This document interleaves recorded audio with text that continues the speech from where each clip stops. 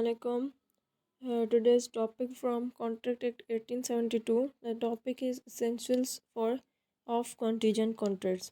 First जो इसकी video है डेफिनेशन ऑफ कॉन्टीजेंट कॉन्ट्रैक्ट जो है वो अपलोड है यूट्यूब चैनल पे, और अब है कॉन्टीजेंट कॉन्ट्रैक्ट्स के लिए क्या चीज़ें एसेंशियल्स है। तो फर्स्ट ऑफ ऑल हम इसको पॉइंट्स में पढ़ेंगे। पहला पॉइंट ये है कि contracts depends on happening or non happening is of an uncertain event is called contingent contracts। वो कॉन्ट्रैक्ट्स जो डिपेंड करते हैं किसी फ्यूचर में किसी भी इवेंट के होने या ना होने पे, तो उसे कॉन्टीजेंट कॉन्ट्रैक्ट बोला जाता है। जैसे कि हम एग्जांपल के तौर पे इंश्योरेंस ले लेते हैं। Second point says the event is collateral to the contract. वो जो इवेंट है वो जुड़ा हुआ होना चाहिए उस कॉन्ट्रैक्ट के साथ।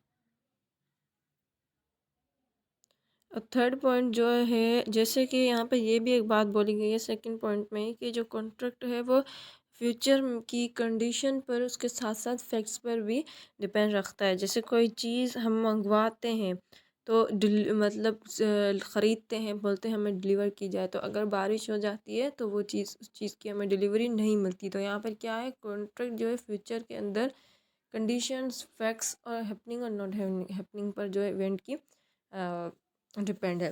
तो third point is the event should not be a will of the promisor. जो इवेंट है जिसके ऊपर कॉन्ट्रैक्ट किया गया है वो प्रोमिजर की मर्ज़ी का उसकी विल पर ना होना चाहिए। The event should be uncertain. जो इवेंट है वो ज़रूर अनसर्टेन होना चाहिए। क्यों? क्योंकि जो सर्टेन इवेंट वाले कॉन्ट्रैक्ट्स होते हैं वो एब्सोल्यूट कॉन्ट्रैक्ट्स होते हैं। जो अनसर्टेन इवेंट्स वाले कॉन्ट्रैक्ट्स होते हैं वो होते हैं कॉन्टीजेंट कॉन्ट्रैक्ट्स। तो ये कुछ इसेंशियल्स थी कॉन्टीजेंट कॉन्ट्रैक्ट्स के लिए। अब यहाँ पर है section 32 to 36। This section says about enforcement of contingent contract. Contingent contracts की इन्फोर्समेंट्स कैसे हो सकती है?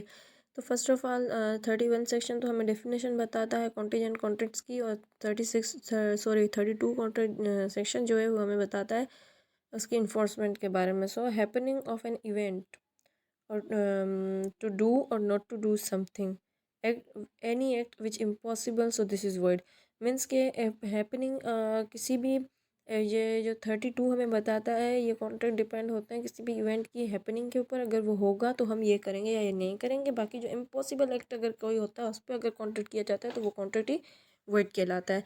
Then section 33 says about enforcements when not event happen. इसकी इन्फोर्समेंट तब भी होती है इस कॉन्ट्रैक्ट की जब इवेंट जो है वो हैपन नहीं हो रहा होता, इवेंट की हैपनिंग नहीं हो रही होती। लाइक हम यहाँ पे एग्जांपल लेते हैं, A says to B that a ship not come back from his mission I will give you 40,000। There also reasonable time mention. Means कि ए जो है वो बी को बोलता है अगर ये शिप जो जा रही है अपने मिशन पर, ये एक रीज़नेबल टाइम भी मेंशन किया जाता है वहाँ पर, जो यहाँ पर नहीं बताया गया। बस ये बोला गया कि रीज़नेबल टाइम के अंदर अंदर ये वापस नहीं आए तो मैं तुम्हें 40,000 दूंगा। अगर वो नहीं आती उस टाइम में तो उसे 40,000 देगा। अगर नहीं आ जाती है तो फिर वो कॉन्ट्रैक्ट की परफॉर्मेंस ही नहीं होगी, वो कॉन्ट्रैक्ट ख़त्म हो जाएगा वहीं के वहीं। सो उसके बाद जो है सेक्शन 34 है वो बोलता है contingent contracts are based on human conduct in future. Means के A says to B I give you 4,000 if you marry with C, but C marry with D and doing this event impossible.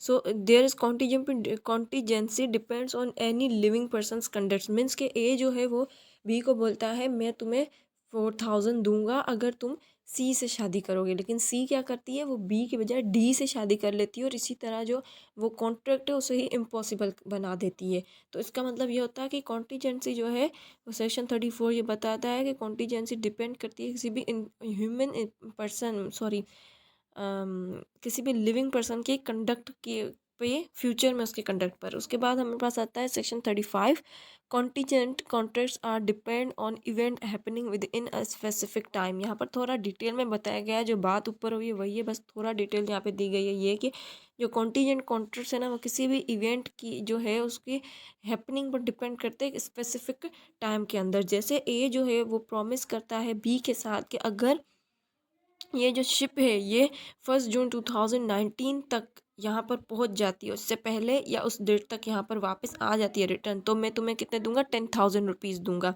अब ये contract जो है enforceable by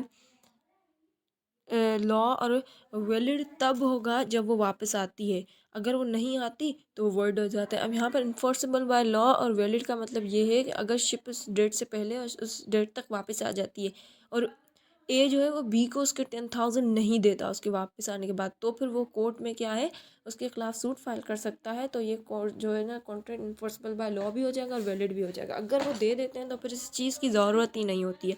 अब यहाँ पे 35 section ही हमें ये बताता है कि सेक्शन 35 यहाँ पे जो बताता है वो ये बताता है कि जो कॉन्टीजेंट कॉन्ट्रैक्ट्स हैं वो किसी भी स्पेसिफिक टाइम के अंदर इवेंट की नॉन हैपनिंग पर भी डिपेंड करते हैं। लाइक एग्जांपल है ए सेज टू बी कि अगर जो टाइटैनिक है वो वापस ना आई 1 जून 2019 तक, उससे पहले तो ना आई, उस तक नहीं आई, तो मैं तुम्हें जो है वो 4,000 रुपीज़ दूँगा।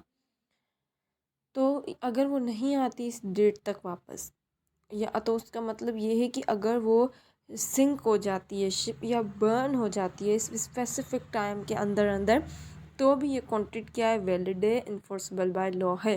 लेकिन अगर वो इस डेट से पहले या उस डेट तक वापस आ गई तो ये कॉन्ट्रैक्ट जो है वॉइड हो जाएगा और उसकी जो अदायगी है पैसों की वो नहीं होगी। तो यहाँ पर ये बताया गया है कि जो कॉन्टीजेंट कॉन्ट्रैक्ट्स हैं वो यहाँ पर इनसे इस सेक्शंस में डिपेंड कर रहे हैं स्पेसिफिक टाइम के ऊपर। इफ़ शिप सिंक और burn in specified time then contract also valid and enforceable by law. अगर वो स्पेसिफिक टाइम के अंदर शिप बर्न हो जाती है, जल जाती है, डूब जाती है, वापस नहीं आती, तो भी कॉन्ट्रैक्ट वैलिड है और इन्फोर्सेबल बाय लॉ है, सिंपल। देन हमारे पास आता है section 36 which is the last section of contingent contracts. Section 36 says contingent contracts depends of happening or non-happening of any impossible event, such contracts are void। मतलब यहाँ पर ये बताता है कि वो कॉन्ट्रैक्ट जो किसी भी हैपन करते हो या नॉट हैपन करते हो किसी भी इम्पॉसिबल इवेंट के ऊपर, तो वो कॉन्ट्रैक्ट भी वॉइड है और इन्फोर्सेबल बाय लॉ नहीं होंगे। सेक्शन 36 हमें ये बताता है। लाइक एग्जाम्पल हम लेते हैं, Peter promises to John, I give you 60,000 if next morning sun arises from west, so this is an impossible event, so this is a void contract। Peter जो है वो प्रॉमिस करता है जॉन से, अगर अगली सुबह वेस्ट से सन अराइज हुआ तो मैं तुम्हें 60,000 रुपये दूंगा। तो ये इम्पॉसिबल इवेंट है, ऐसा तो हो ही नहीं सकता, तो इसके लिए ये कॉन्ट्रैक्ट भी जो है वो वॉइड हो गया है। लाइक यहाँ पे सेकेंड एग्जाम्पल ये है कि A says to B that marry with my daughter C, I gives you 2,000 rupees, but C is died in his home and A does not knows about that, this event is also impossible, this is a void contract।